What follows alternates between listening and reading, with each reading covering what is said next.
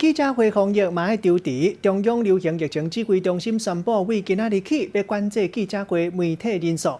咱看到本地有150个人，即马减一半，剩75个。另外，现场座位定规划变搁较灵，开车桌啊上座，敢若会当坐2个人伫遐办公，都爱让开固定座位。另外嘛，取消会后小姐访问的情形，希望会当做回来防疫。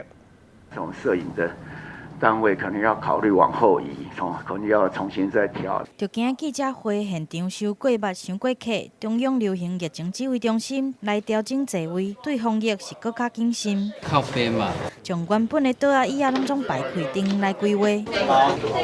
展开大工程，唔但要将场馆甲媒体的距离来扭开，搁要将建讲台来探悬，因为需要搁较大的空间，未来嘛会严格来管制每一场记者会的人数。原本包括出席的官员、工作人员甲媒体在内，大约有150个人。对初九开始，入场的人数会来减一半，甚至要用抽的来安排座位。场地是48坪，那如果媒体人数降下来的话，希望大概不用像现在一样站得这么密啦，也可以彼此保护。阁有大约50席的记者的座位，限制每一块桌啊上坐2个人，采用实名制、梅花座的方式。参加的媒体嘛爱留个人的资料。